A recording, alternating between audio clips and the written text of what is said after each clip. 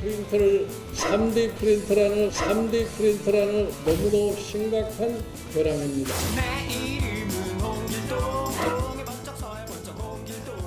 청와대에 있을 때도 특히 정보통신 분야는 어려운 그런 외국 용어들이 많아서 어려움을 많이 겪었거든요. 모든 국민들이 알기 쉬운 그런 용어를 사용했으면 좋겠다는 생각입니다. 예. 안철수 후보가 지난 24일 전주를 방문했을 당시 조폭을 동원했다는 의혹도 제기되고 있습니다. 안철수 조폭이 지금 실검 1위. 제가 조폭하고 관련이 있을 리가 없지 않습니까? 자, 감사합니다. 후보님 처남 둘째 처남 관련해서 걔는 우리 집에 안 온 지가 한 15년 됐어. 문제가 좀 있는 애입니다. 그래 팔고 다니는데 어떡하냐.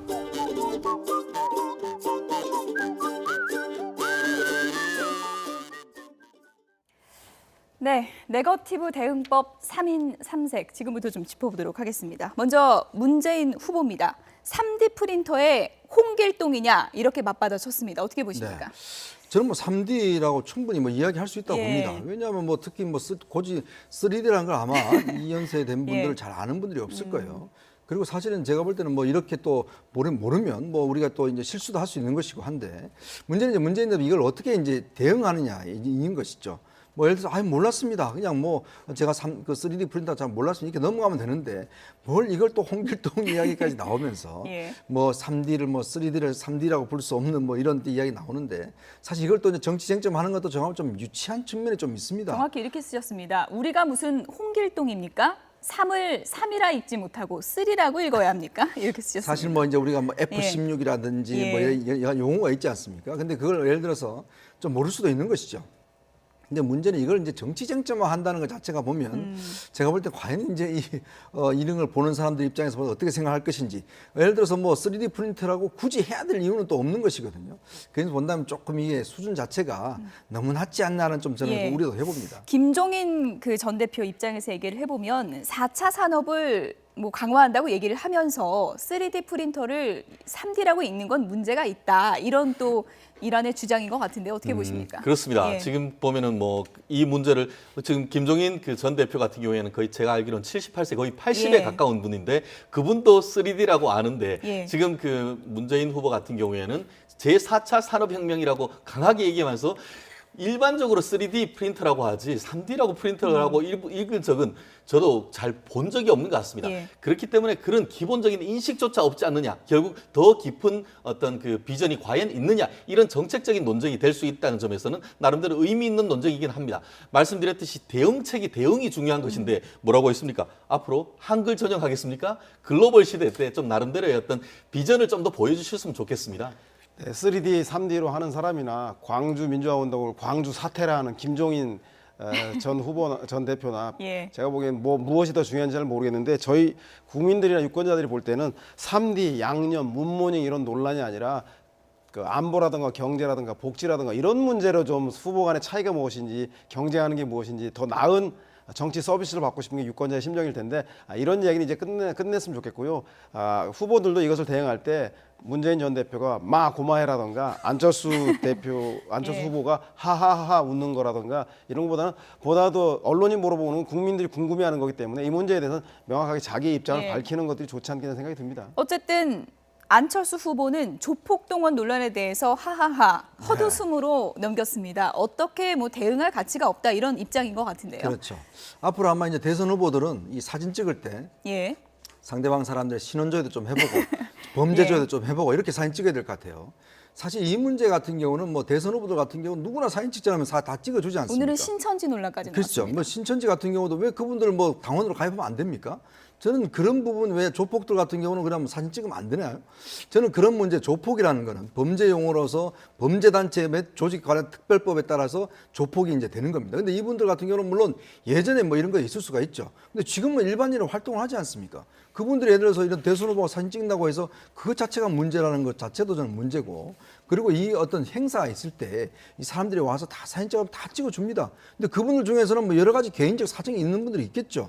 자, 근데 그걸 문제 삼기 시작을 하면 이거는 제가 볼 때 끝이 없는 것 같고, 그렇기 때문에 안철수 대표가 조파가 사진 찍었다고 해서 그 사진 잘못됐다, 저는 이러기도 문제가 있는 것이고, 또 어떤 신천지나 특정 교파가 국민의당 당원이 됐다고 해서 이게 왜 문제가 되는 것이죠? 물론 그 종교적 입장에서 보면 하겠지만은 그분들도 다들 국민으로서의 권리가 있고 당원으로 가입할 수 있는 자격이 있습니다. 자, 그렇기 때문에 이걸 오히려 논란시키는 것 자체가 제가 볼 때는 좀 적당치 않다라고 봅니다. 예, 어쨌든 뭐 정책 검증이 당연히 중요한 건데 대선 전에 뭐 인터넷 포털 검색어들이 네거티브로 채워지고 있는 것만은 분명한 것 같습니다. 오늘 국민의당에서는 이런 입장을 밝혔습니다. 문재인 후보 측의 네거티브가 상당히 무섭다라고 하면서 어제는 조폭, 오늘은 신천지, 내일은 그럼 외계인이라고 할 건가? 이렇게 대받아쳤습니다. 덕분에 매일 안철수 후보가 언론에서 조명을 받고 있다. 이렇게도 또 좀 비꼬아서 얘기한 것 같습니다. 결국 이 부분에 대해서는 네거티브를 하고 있는데, 전체적인 제3자의 관전평을 했을 때는 조금 더 이제 그 국민의당이 약간 우세 이런 경우가 아닌가 싶습니다. 사실 지금 안철수 후보 같은 경우에 새정치 이런 키워드인데, 결국 그 조폭과 관련해 가지고는 하하하 웃음으로써 사실 이것에 대한 논란은 사실상 어느 정도 정리가 되는 그런 모습인 것 같습니다. 그 반면에 그 민주당 같은 경우에 그 문 후보 같은 경우에는 아들 어떤 그 취업 문제라든가 아니면은 본인이 이제 문정수석으로 있을 때에 노 전 대통령의 그 어떤 장인 그런 문제 같은 경우에는 사실은 이것이 본인이 이제 도덕성이 있고 젠틀하다는 이미지만은 상당히 사뭇 희석시키는 그런 문제가 있기 때문에 그런 대응에서는 앞으로 이제 그 민주당이 조금 더 어떤 치밀하고 전략적으로 대응할 필요가 있지 않을까 싶습니다. 예, 후보마다 네거티브 얘기는 다 나오고 있고 어떻게 대응하느냐는 이제 유권자가 보고 판단하실 문제인 것 같은데요. 어떻게 보십니까? 칼로 응한 자 칼로 망하고 입으로 응한 자 입으로 망한다고요. 아마도 박지원 대표가 문 독주를 막기 위해서, 문재인 후보의 독주를 막기 위해서 아마 문모닝, 문이브닝, 아침의 시작과 하루의 끝을 상대 후보에 대한 네거티브로 점철하다 보니까 결국은 이 네거티브 공방이 시작됐고, 본선거가 4월 17일부터 시작되는데 아마 열흘간 남았는데 각 당에서 이제 그 박지원 대표가 포문을 연 네거티브 공세가 아마 도를 넘을 정도로 치열하게 진행될 텐데, 이런 얘기 나올 때 그래도 구체적으로 좀 해명을 하고 설명을 하는 게 좋은 건가요? 저는 어떻게 뭐 보십니까? 그 상황에 따라서 다르다고 보는데 저는 오히려 음성적을 양성화해서 검증위원회를 만들어서 각 당이 스스로 자기 문제를 밝히는 것이 유권자에 대한 도리라고 생각하는데 각 당의 문제는 이것을 통해서 의도가 좀 있는 거죠. 박지원 대표가 하는 그 네거티브는 문의 독주를 막기 위한 거라는 생각이 들고, 더불어민주당에서 지금 하는 네거티브 공세는 더불어민주당의 문재인 후보의 지지층들은 강고하기 때문에 이런 네거티브 공세에도 어느 정도 버티는데, 아마도 중도와 보수의 연합군으로 급조되어 있는 그 안철수 후보의 지지자들은 네거티브 공세가 시작되면 부동처로 돌아설 가능성이 있기 때문에 아마도 이렇게 치열하게 네거티브 공세를 주고받는 정치적인 계산들이 있는 것 같다는 생각이 듭니다. 홍준표 후보에 대해서는 가장 좀 민감한 가족 문제, 뭐 네거티브라고 할까요? 검증이라고 할까요? 이런 얘기가 나왔습니다. 처남이 홍준표 후보의 이름을 팔고 다닌다 했는데 꼬리를 확 자르셨어요. 그러니까 이게 지금 뭐 이번에 문제가 된 게 아니고 이미 경남도지사 선거 때부터 사실 처남 문제가 계속 문제가 됐어요. 왜냐하면 이 처남이라는 분이 이제 어떤 그 홍준표 지사의 이름을 팔아서 뭐 여러 가지 이제 사건이 연루가 돼서 문제가 된 적이 있습니다. 그렇기 때문에 이제 아무래도 가족의 검증 차원에서 이런 문제가 제기된 것 같은데, 사실 이제 홍준표 후보 같은 경우는 사실 이제 처갓집하고는 좀 사이는 안 좋으신 것 같아요. 뭐 발도 못 붙이게 한다 이렇게 뭐 강하게 표현을 하시더라고요. 아마 결혼할 때부터 좀 이제 처갓집 반대를 해서 그 이후로부터 상당히 좀 어떤 소원하게 지냈던 것 같습니다. 그런 문제를 비춰봤을 때는 사실은 홍 후보 입장에서 본다면 뭐 처남 문제까지 본인은 뭐 책임져야 될 그 상황은 아니거든요. 이게 만약에 자기와 연결이 돼 있다면 뭐 다른 문제죠. 그렇지만은 사실 처남이 어떤 개인적으로 독단적으로 한 일 자체를 사실 홍 후보가 적극적으로 뭔가 막는다든지 뭐 예를 들어 관련이 있다든지 이런 식은 아니기 때문에 어떤 면에서 보면 홍 후보 입장에서 보면 좀 억울한 측면이 있을 겁니다. 뭐 이제 가족 처남까지 이루고 나오고 있는데, 대선전에서 이런 네거티브 뭐 조폭 같은 검색어 이런 것들이 계속 판을 치다 보면 결국 유권자들은 정책 검증할 시간을 잃어버리는 거 아니겠습니까? 그렇습니다. 특히 예. 이번 선거 같은 경우는 선거 기간이 굉장히 짧고 바로 급작스럽게 선거를 했지 않습니까? 그렇기 때문에 사실 우려되는 부분이 바로 이런 부분입니다. 그러니까 사실은 좀 어떤 면에서 보면 좀 파헤쳐야 될 부분들은 멀어지고 지금 하루하루 살이를 하고 있거든요. 매일 하루 실검씩 올라가고 있고 또 그게 또 관심을 일으키고 그렇죠. 조폭 이야기만 해도 꼬리를 물고 있지 않습니까? 이러다 보면 결국은 나중에 선거전에 들어가 버리면 결국 우리가 파악해야 될 본질적인 문제는 없어져 버리고 계속 그냥 헛다리만 짚는 그런 상황이 되어 버리거든요. 그렇기 때문에 아마 사실 선거 캠프도 그런 걸 생각하는 겁니다. 지금 어쩌면 지금 지지율을 서로 간에 좀 어떤 상승세를 누그러뜨리고 자신의 더 강화하기 위해서 계속 이런 문제들, 사소한 문제들을 지금 던지고 있는 그런 상황 같습니다. 예. 어쨌든 최근 여론조사에서 안철수 후보의 추격에 긴장감을 느낀 문재인 후보는 안희정 지사와 이재명 시장 끌어안기에 나섰습니다. 오늘 이런 얘기를 안희정 지사가 했는데요. 사랑하는 사이는 원래 다투는 거랍니다. 들어보시죠. 그 사랑하는 사이는 원래 그렇게 서로 다투면서 또 사랑을 깊이 하는 겁니다. 우리 모두가 다 그렇게 안 삽니까? 그래서 오히려 어떤 것에 대해서 이견이 있거나 다툼이 있다는 사실이 중요한 게 아니라 그것을 어떻게 극복했느냐가 중요한 거 아니겠습니까? 우리는 충분히 극복을 하고 있고 그 경선 이후에 이런 정도의 그 우애와 열정을 보여주고 있는 경선이 어디 있었습니까? 저는 그래도 아주 자부심을 갖습니다. 우리가 대한민국의 미래를 바라보는 그 눈은 같지만 또 우리가 함께 같은 곳을 바라보고 있지만 거기에 이르는 과정에 대해서는 이견이 있을 수 있다고 생각합니다. 그 이견을 놓고 토론하는 것은 아주 자연스러운 일이죠. 이번 경선에 TV 토론에서 있었던 우리의 논쟁, 저는 오히려 경선을 더 흥미진진하게 만드는 그런 과정이면서 우리의 폭을 넓혀준 과정이었다고 생각합니다. 우리 당의 외연을 아주 넓혀주었고 또 우리 당의 가치나 정책의 폭도 아주 넓혀주었고 이제 제가 그 넓혀진 외연과 그 넓혀진 폭과 그 가치를 제가 잘 안고 가야 되는 과제가 저에게 남은 것이죠. 누구니 모처럼 오늘은 훈훈한 모습을 보여주셨는데요. 최진영 변호사님, 사랑하는 사이라도 안 다투는 경우도 많잖아요. 그렇습니다. 근데 그 선거를 하다 보면은 정말 그 특히 당내 경선이라 하더라도 건너지 못할 강까지 가는 경우가 있는데 나름대로 선거는 시그널 아니겠습니까?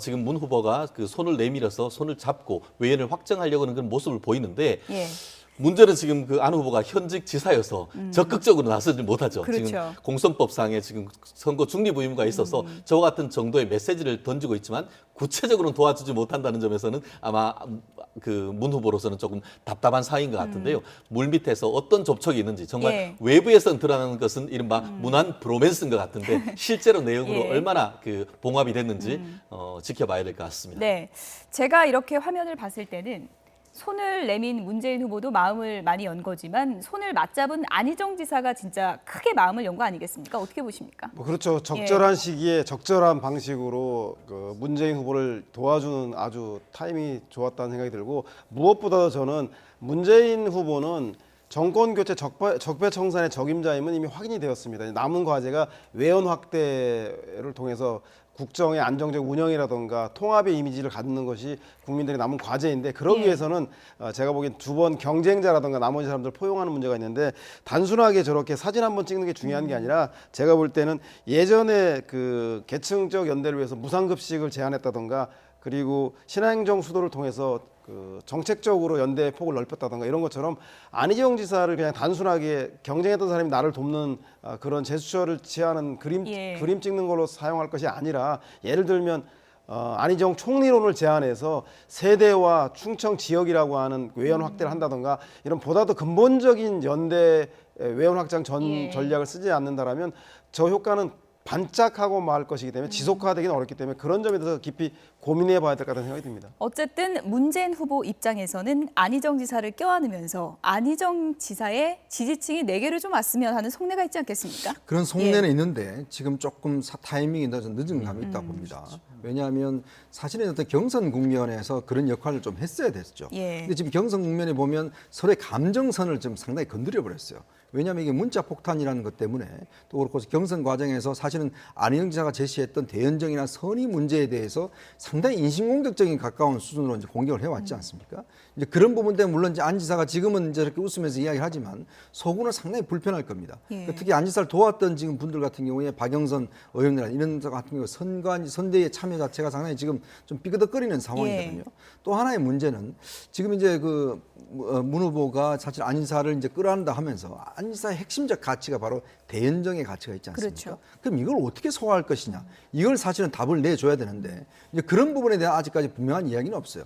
특히 이제 앞으로 그러면 민주당만으로 할 것인지 아니면 대연정이나 카드를 어떻게 써서 화합을 할 것인지 이런 어떤 안희정 지사의 정신에 대해서는 어떻게 할 것인지에 대해서 좀 더 답을 내줘야지만이 근본적으로 좀 화합을 했다. 저는 이렇게 보여집니다. 두 분이 오늘 손은 맞잡았고 앞으로 시너지 효과가 어떻게 날지는 지켜보도록 하겠습니다. 문재인 후보가 이렇게 포용을 하고 화합의 그 행보를 보이고 있는 가운데 안철수 후보가 오늘 적폐 프레임을 공격했습니다. 들어보시죠.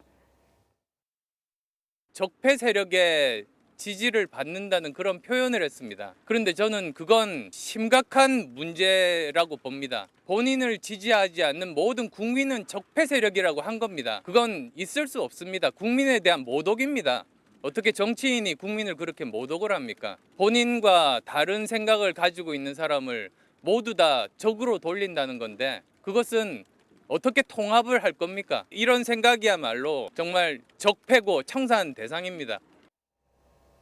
네, 내가 적폐 세력 지지를 받는다는 건 국민에 대한 모독이다 이런 주장인데요. 어떻게 들으셨습니까? 안철수 후보가 자초한 측면이 있죠. 세상에 꽁도 먹고 알도 먹는 게 어디 있겠습니까? 아마도 박근혜 전 대통령에 대한 사면 논란이라든가 반기문 특사 제안 이런 것들 때문에 중도 보수로 외연 확장은 되었을지 몰라도 지금 현재 여론조사에서 20대에서 40대 세대 그리고 호남 그리고 경기 인천 지역의 전통적 야권 지지층 내에서 지지율이 문재인 후보와 격차가 벌어지고 있지 않습니까? 그렇기 때문에 현재 대구 경북 지역 전통적인 보수 지지층 내에서 아마 보수들이 선거전이 가열화되면 정당 회귀적 투표를 하게 돼서 지지자들이 정당으로 귀속될 가능성이 높은데 그렇게 되면 전통적 야권 지지층도 놓치고 그리고 중도 외연 확장을 하기 위한 중도 보수층도 흩어질 가능성이 많기 때문에 본인이 누구를 타겟으로 할지에 대해서 누구를 지지를 획득할지에 대해서 정확하게 하지 않는다라면 이런 그 적폐 세력과의 논란들 그다음에 중도 보수층의 대표 주자가 아니냐라고 하는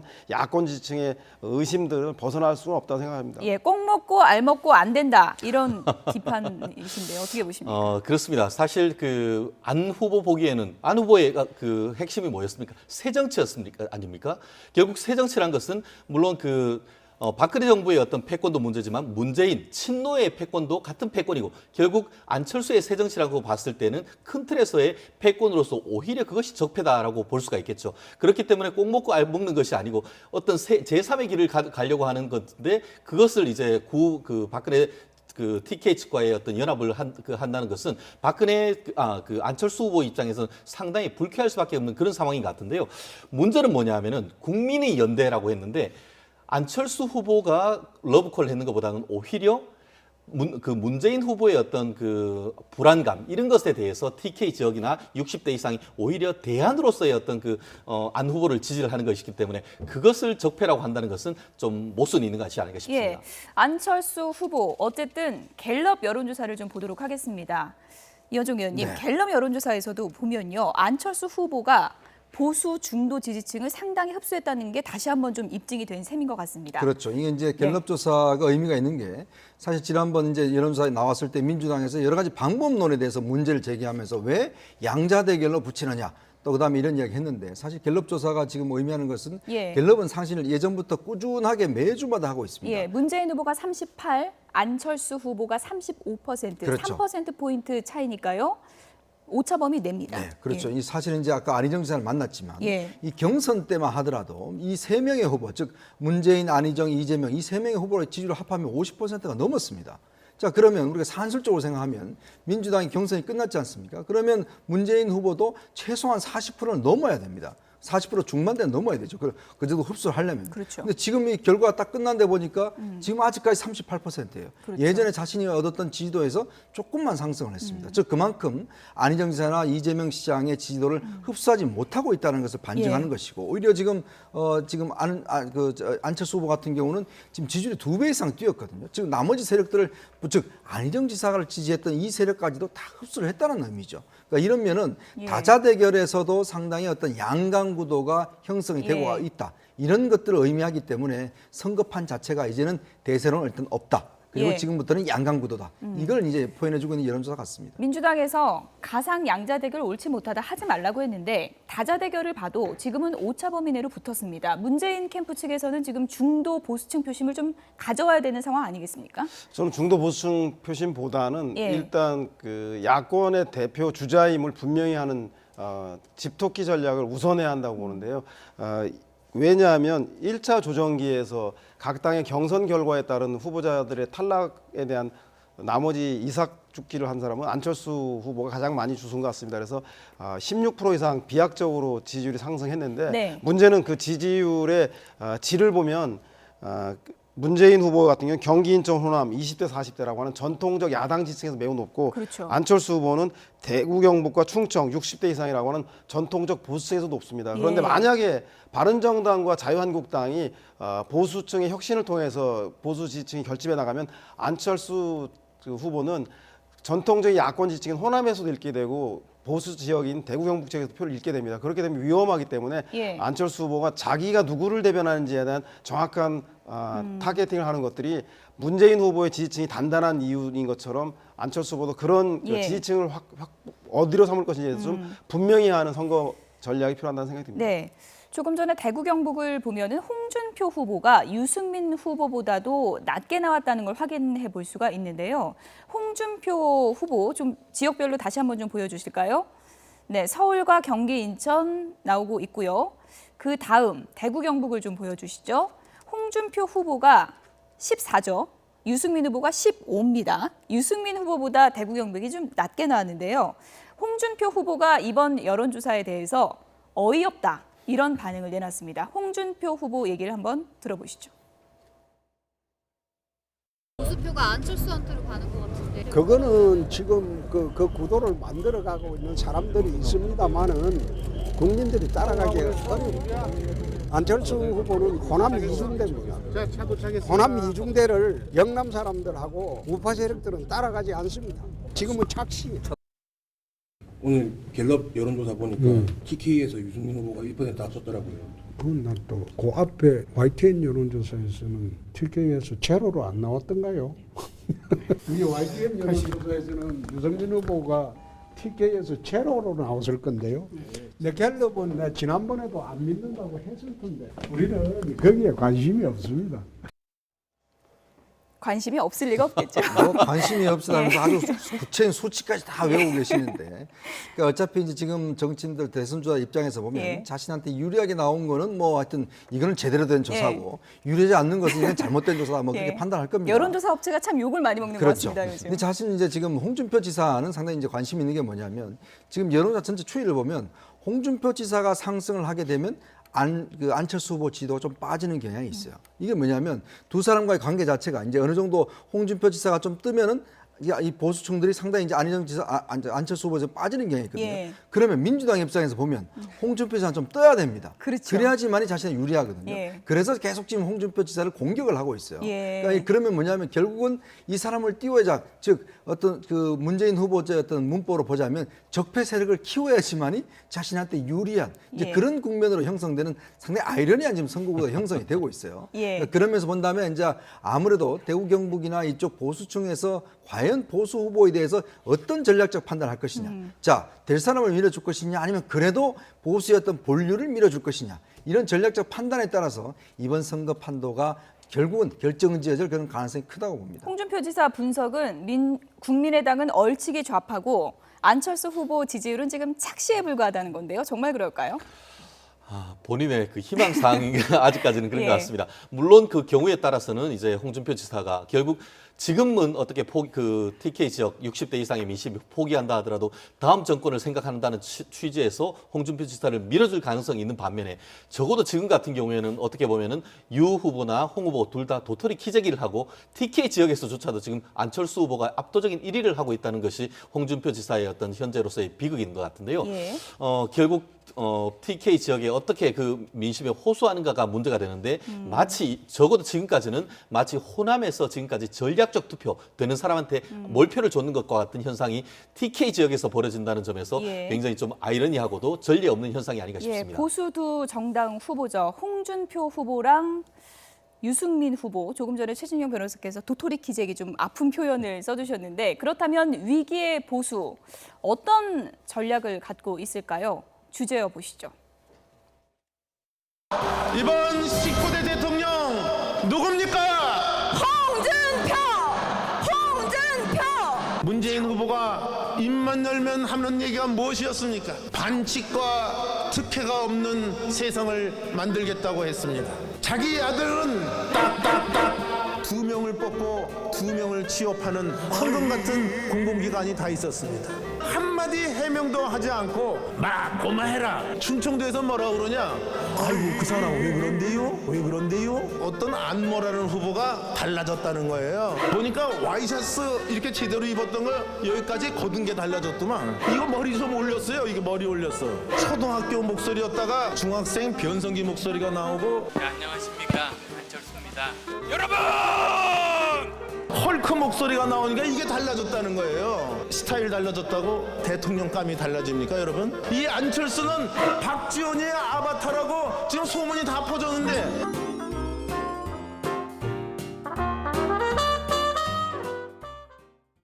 네, 그러니까 자유한국당의 전략은 제가 지금 보니까 문재인, 안철수 다 때리기 이 전략 같은데 어떻게 보십니까?